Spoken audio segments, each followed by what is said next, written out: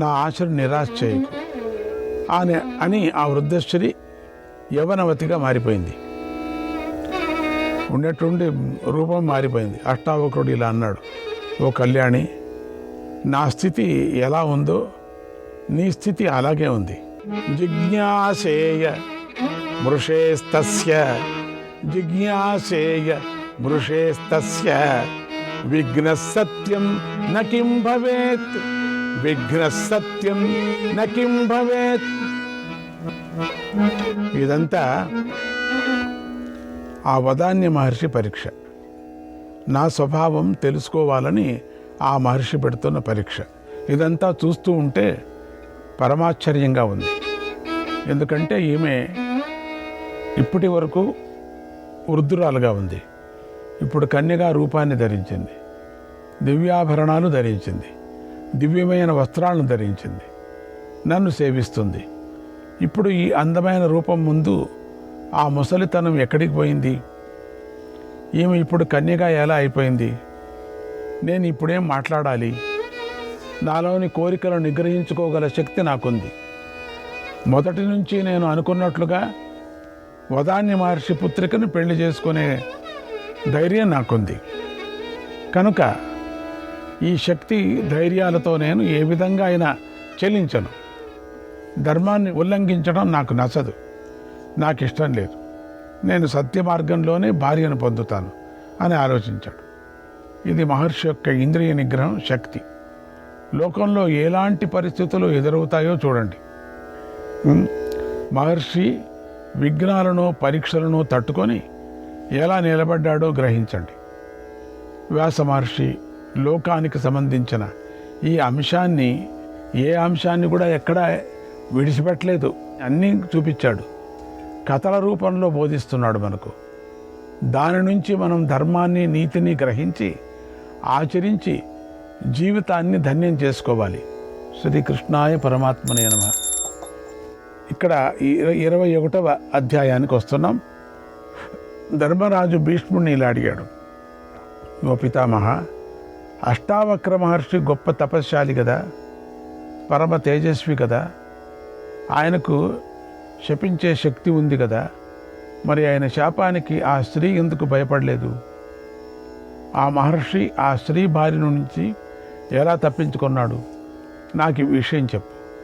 ఈ కథ ఎంతో ఆసక్తిగా ఉంది అన్నాడు. భీష్ముడు ఇలా చెప్పాడు, ఓ ధర్మరాజా, అష్టావక్ర మహర్షి ఆ స్త్రీతో ఇలా అన్నాడు, ఓ కళ్యాణి, నువ్వు వృద్ధురాలిగా ఉన్నావు, క్షణంలో ఎలా రూపాన్ని మార్చుకున్నావు? నీకు ఈ శక్తి ఎలా వచ్చింది? నా వంటి విప్రుడి ఆశీస్సులను పొందాలంటే అసత్యం ఆడకుండా సత్యం చెప్పు అని అడిగాడు. అప్పుడు ఆ స్త్రీ ఇలా అంది, ఓ మహర్షి, కామానికి సంబంధించిన కోరిక భూలోకంలో ఉంటుంది, స్వర్గలోకంలోనూ ఉంటుంది. అది సర్వసాధారణం, కనుక ఇందులో చిత్రం లేదు. నేను చెప్పేది చక్కగా విను. ఓ పుణ్యాత్ముడా, నిన్ను స్థిరుడుగా చేయటం కోసమే నేను ఇలా పరీక్షించాను. ఓ సత్యపరాక్రమ, నువ్వు ధర్మం నుండి చలించలేదు, ఉత్తమ లోకాలను జయించావు. ఉత్తరా మాం దిశం విద్ధి, ఉత్తరా మాం దిశం విద్ధి. నేను ఉత్తర దిక్కు అని తెలుసుకో. శ్రీ చాపల్యం ఎలా ఉంటుందో నువ్వు ప్రత్యక్షంగా చూసావు. వృద్ధాప్యంలో ఉన్నటువంటి స్త్రీలను కూడా కోరికలు పీడిస్తాయి. ఈ రోజున నీ ప్రవర్తనతో పితామహుడు ఇంద్రుడు, సకల దేవతలు ఎంతో సంతోషించారు. నువ్వు పూజ్యుడు. ఇక్కడికి నువ్వు ఏ పని మీద వచ్చావో ఆ పని నెరవేరుతుంది. శుభం. నీ గురించి నాకు తెలిసింది. ఆ కన్య తండ్రి నిన్ను ఇక్కడికి పంపించాడు. తవోపదేశం కర్తుం వై, తవోపదేశం కర్తుం వై, తచ్చ సర్వం కృతము మయా, తచ్చ సర్వం కృతము మయా. నీకు ఉపదేశం అందించటానికే వదాన్య మహర్షి నిన్ను నా దగ్గరకు పంపించాడు. నేను నీకు బోధించాను కనుక క్షేమంగా ఇంటికి వెళ్ళు, నీకు ఏ శ్రమ కలగదు. ఓ విప్ర, నువ్వు ఆ కన్యను పెళ్లి చేసుకుంటావు. నీ ద్వారా ఆమె పుత్రుణ్ణి పొందుతుంది. నా గురించి తెలుసుకోవాలనుకుంటున్నావు కదా ఇది నా సంగతి. ముల్లోకాలను నివసించేవారు ఎవరైనా సరే ఎప్పుడూ కూడా విప్రుడి మాటను దాటరాదు. ఓ బ్రహ్మర్షి అష్టావక్ర, నువ్వు పుణ్యాన్ని సంపాదించుకున్నావు. ఇంకా ఏం తెలుసుకోవాలని అనుకుంటున్నావు అడుగు, దాన్ని కూడా చెప్తాను. ఓ మహర్షి, వదాన్యముని నీకోసం నన్ను ప్రసన్నురాలని చేసుకున్నాడు. నా అనుగ్రహాన్ని సంపాదించాడు. కాబట్టే నేను ఆయన మీద గౌరవంతో నీకు ఈ విషయాన్ని అంతా చెప్పాను అంది ఉత్తర దిక్కు. అదే ఉత్తర దిక్కు. ఆ మాటలు విని అష్టావక్ర మహర్షి ఆ తల్లి అయిన ఉత్తర దిక్కుకు నమస్కారం చేశాడు. ఆమె అనుమతి తీసుకుని తిరిగి ఇంటికి వచ్చాడు. కొద్దిసేపు విశ్రమించి తన వారి క్షేమ సమాచారాలు తెలుసుకున్నాడు. తర్వాత వదాన్యముని దగ్గరికి వచ్చి వెళ్ళాడు. వదాన్యముని అష్టావక్రుడిని యాత్రా విశేషాల గురించి అడిగాడు. అష్టావక్రుడు శాంతంగా తాను చూసినదంతా ఇలా చెప్పాడు. ఓ మహర్షి, నేను నీ అనుమతితో గంధమాదన పర్వతానికి బయలుదేరాను. ఆ పర్వతానికి ఉత్తరంగా ఉన్న ప్రదేశంలో ఒక మహాదేవి నాకు కనిపించింది. ఆమె నన్ను పరీక్షించింది. తర్వాత మీ గురించి నాకు చెప్పింది. తర్వాత తన విషయాన్నంతా చెప్పింది. ఆ తల్లి అనుమతి తీసుకొని మళ్ళీ ఇక్కడికి వచ్చానన్నాడు. అప్పుడు వదాన్యముని, నాయన, చాలా సంతోషం, నువ్వు యోగ్యుడివి. నా కల్లుడు కావటానికి తగిన అర్హతలు నీలో ఉన్నాయి. కనుక నువ్వు ఒక మంచి నక్షత్రంలో నా కుమార్తెను పెళ్లి చేసుకో. నా కూతురికి నువ్వే తగినవాడు అన్నాడు. అప్పుడు అష్టావక్రుడు, మహర్షి, మీ ఆజ్ఞను పాటిస్తానన్నాడు. తర్వాత ఒక మంచి రోజున మంచి నక్షత్రంలో వదాన్యముని కూతురుని పెళ్లి చేసుకున్నాడు. ఆమె పరమ సౌందర్యవతి. తనకు భార్య అయినందుకు అష్టావక్రుడు ఎంతో సంతోషించాడు. తన ఆశ్రమంలో సుఖ సంతోషంతో ఆనందంగా నివసించాడు. శ్రీకృష్ణాయ పరమాత్మనే నమః. 22వ అధ్యాయం. ధర్మరాజు భీష్ముడిని ఇలా అడుగుతున్నాడు. ఓ తాత, పుత్రుల ద్వారా పురుషుడు ఎలా ఉద్ధరించబడతాడు? పుత్రులు పుట్టేంత వరకు పురుషుడి జీవితం వ్యర్థమని అందరూ ఎందుకు అనుకుంటూ ఉంటారు? నాకు ఈ విషయంలో గల సందేహాన్ని తీర్చని అడిగాడు. భీష్ముడు ఇలా చెప్పాడు. ఓ ధర్మరాజా, నువ్వు అడిగిన ఈ సందేహమే పూర్వం మార్కండేయుడు కూడా వచ్చింది. అప్పుడు నారద మహర్షి ఆయనకు ఉపదేశించాడు. ఆ కథను చెబుతున్నాను విను. ఒకనాడు గంగా యమునల మధ్యలో భోగవతి నది కలిసే ప్రాంతంలో పర్వతుడు, నారద మహర్షి, అసితుడు, దేవలుడు, అరుణేయుడు, రభ్య మహర్షులందరూ కలుసుకున్నారు. వారిని చూసి మార్కండేయ మహర్షి కూడా అక్కడికి వెళ్ళాడు. అందరూ మార్కండేయను చూసి పైకి లేచి ఆయనను పూజించారు. ఓ మహర్షి, మేము నీకేం చేయాలో చెప్పు, చేస్తామన్నారు. మార్కండేయ మహర్షి ఇలా అన్నాడు. ఓ మహర్షులారా, నా అదృష్టం బాగుంది. అందుకే నాకు సజ్జన సాంగత్యం లభించింది. ఇక్కడ నేను మీ నుంచి ధర్మాచారాల గురించి తెలుసుకుంటాను. నేను కృతయుగంలో ధర్మం సరళంగా ఉంటుంది. ఆ కృతయుగం పూర్తి కాగానే ధర్మజ్ఞానాన్ని నిగ్రహించటంలో మనిషి మోహానికి గురి అవుతాడు. కనుక ప్రతి యుగంలోనూ ఆచరించవలసిన ధర్మ విషయాన్ని మహర్షుల నుండి నేను తెలుసుకోవాలని అనుకుంటున్నాను అన్నాడు. అప్పుడు ఋషులందరూ నారద మహర్షిని ప్రార్థించారు. ఆయనతో ఇలా అన్నారు. ఓ తత్వజ్ఞ, ఈ మార్కండేయ మహర్షికి కలిగినటువంటి సందేహం అద్భుతమైంది. దీనిని నువ్వే తీర్చగలవు అన్నారు. అప్పుడు నారద మహర్షి వారి ప్రార్థనను అంగీకరించి ధర్మాలు తెలిసిన మార్కండేయుడిని ఇలా అడిగాడు. ఓ దీర్ఘాయు బ్రహ్మస్వరూప, నీకు ఏ విషయంలో సందేహం ఉందో చెప్పు. ధర్మం గురించి సందేహమా, లేదా లోకోపకారం గురించి సందేహమా, లేదా ఇంకేదైనా వినాలనుకుంటున్నావా? చెప్పు, నేను దాన్ని నీకు చెబుతానన్నాడు. ఆ మాటలు విని మార్కండేయుడు ఇలా అడిగాడు. ఓ నారద మహర్షి, ప్రతి యుగం గడిచే కొద్దీ ధర్మం నశిస్తూ ఉంటుంది. ప్రతి యుగం గడిచే కొద్దీ వెళుతూనే ఉంటుంది. ఆయా కాలాన్ని చూసుకోకుండా ఒకవేళ నేను ఇది ధర్మమే అనుకొని అధర్మాన్ని ఆచరిస్తే ఎలాంటి ఫలితం వస్తుందో అని నాకు సందేహంగా ఉంది అన్నాడు. నారద మహర్షి ఇలా చెప్పాడు. ఓ మార్కండేయ, గతంలో కృతయుగంలో ధర్మం 4 పాదాలతో నిలిచి స్థిరంగా ఉంది. ఆ తర్వాత కాలం మారింది, అధర్మం ఏర్పడింది, త్రేతాయుగం వచ్చింది. అప్పుడు ధర్మం దూషణకు గురి అయింది. తర్వాత 3వదైనటువంటి ద్వాపర యుగం కూడా వచ్చింది. అప్పుడు ధర్మానికి 2 పాదాలు ఉన్నాయి. ధర్మం మిగిలిన 2 పాదాలను కూడా అధర్మం నాశనం చేసింది. ద్వాపరం గడిచిపోయిన తర్వాత కలియుగం వస్తుంది. అప్పటి లోక ప్రవర్తనను, ధర్మాన్ని గురించి చెబుతాను విను.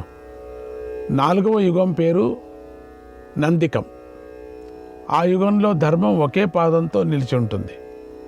ఆ యుగం ప్రారంభమైన నాటి నుంచి మందబుద్ధులు, అల్పాయుష్యులు పుడతారు. వారికి ప్రాణశక్తి తక్కువైపోతుంది, ధనం ఉండదు, అందరూ ధర్మాచారాలకు దూరం అవుతారు అన్నాడు.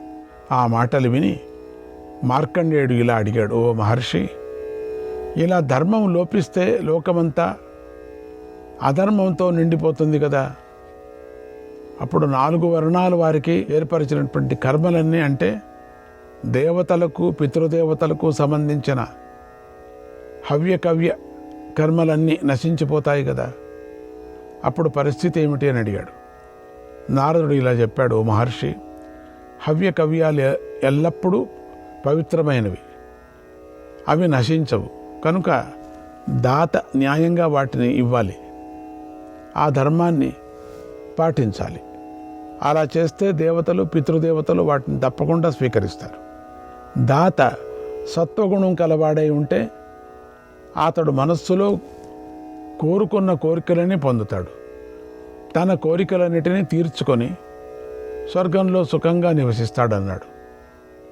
మార్కండేయుడు ఇలా అడిగాడు మళ్ళీ, ఓ మహర్షి, ఒకవేళ 4 వర్ణాల వారు మంత్రాలు చదవరు, వేద పండితుల సహాయం తీసుకోరు, నిర్లక్ష్యంగా పరిహాసం చేస్తూ తమ ఇష్టానుసారంగా కర్మలు చేసి దేవతలను, పితృదేవతలను ఆరాధిస్తారు, అప్పుడు హవ్యాలు ఎక్కడికి వెళతాయని అడిగాడు. అప్పుడు నారద మహర్షి ఇలా చెప్పాడు, అసురాన్ గచ్చతే దత్తం, అసురాన్ గచ్చతే దత్తం, విప్రై రక్షాంసి క్షత్రియైః, విప్రై రక్షాంసి క్షత్రియైః, వైశ్యైః ప్రేతాని వై దత్తం, వైశ్యైః ప్రేతాని వై దత్తం, శూద్రైర్భూతాని గచ్చతి. అలా శ్రద్ధ లేకుండా దేవతలకు, పితృదేవతలకు సంబంధించిన కర్మలను, హవ్యాలను విప్రుడు కనుక చేసి ఆచరిస్తే అవి అసురులకు చెందుతాయి. క్షత్రియుడు కనుక సమర్పిస్తే అవి రాక్షసులకు చెందుతాయి. వైశ్యులు సమర్పిస్తే అవి ప్రేతాలకు చెందుతాయి. శూద్రులు సమర్పిస్తే అవి భూతాలకు చెందుతాయి అన్నాడు. అప్పుడు మార్కండేయుడు ఇలా అడిగాడు, ఓ మహర్షి, హీనవర్ణంలో పుట్టినవాడు 4 వర్ణాల వారికి ఉపదేశాలు చేస్తూ హవ్యాలను సమర్పిస్తే అది ఎవరికి చెందుతుంది అని అడిగాడు. నారద మహర్షి ఇలా చెప్పాడు, ఓ మార్కండేయ, హీన జాతి వారు సమర్పించిన ఫలాన్ని, హవ్యాలను దేవతలు కానీ పితరులు కానీ స్వయంగా స్వీకరించరు. యాతుధానులు, పిశాచాలు, భూతాలు, రాక్షసులు స్వీకరిస్తారు. అది వారికి నిర్ణయించబడింది. కనుక పితృదేవతలు, దేవతలు వాటి వంక చూడరు. దేవతలు, పితృదేవతలు సర్వస్వాన్ని ఇవ్వటానికి సిద్ధపడిన వారు, అర్హత గలవారు మంత్రపూర్వకంగా ఇచ్చిన ఫలాన్నే భుజిస్తారు అన్నాడు. మార్కండేయ మహర్షి ఇలా అడిగాడు, ఓ నారద మహర్షి, హీన జాతి వారు సమర్పించిన ఫలం ఏమవుతుందో చెప్పావు. ఇప్పుడు కొడుకులు, కూతుళ్ళు విషయం గురించి చెప్పు, వారి సంయోగ విషయం గురించి చెప్పు అని అడిగాడు. నారద మహర్షి ఇలా చెప్పాడు, ఓ మార్కండేయ, కన్యను పుట్టిన వెంటనే తగిన అర్హత గల వరుడికి దానం చేయాలి, అంటే పెళ్లి చేయాలి. మార్కండేయుడు ఇలా అడిగాడు, ఓ మహాముని, మంగళ కార్యక్రమాల్లో కన్యలనే ఎందుకు వినియోగిస్తారు అని అడిగాడు. నిత్యము నివసతే లక్ష్మీ కన్యకాసు ప్రతిష్ఠిత, కన్యకాసు ప్రతిష్ఠిత, శోభన శుభయోగ్యా చ శోభన శుభయోగ్యా చ పూజ్యా మంగళ కర్మసు పూజ్యా మంగళ కర్మసు. కన్యలలో లక్ష్మి నిత్యము నివసిస్తూ ఉంటుంది.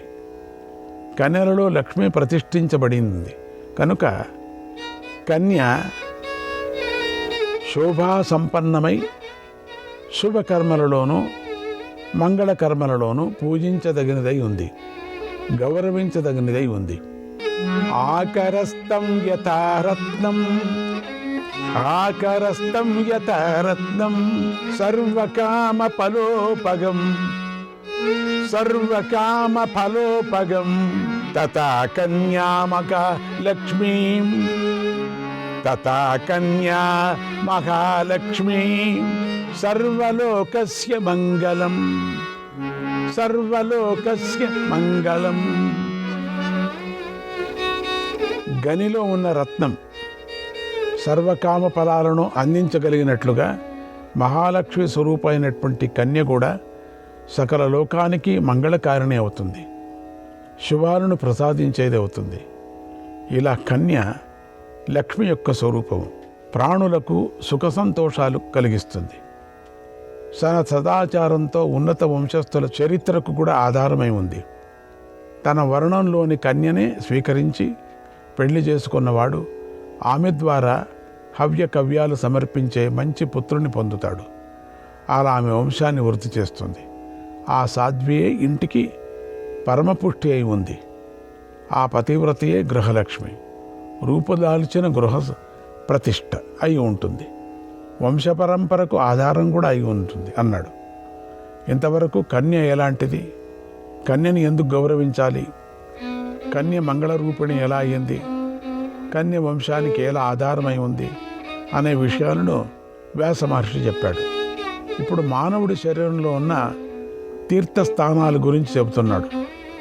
మార్కండేయ మహర్షి సామాన్యుడు కాదు, నారద మహర్షి సామాన్యుడు కాదు.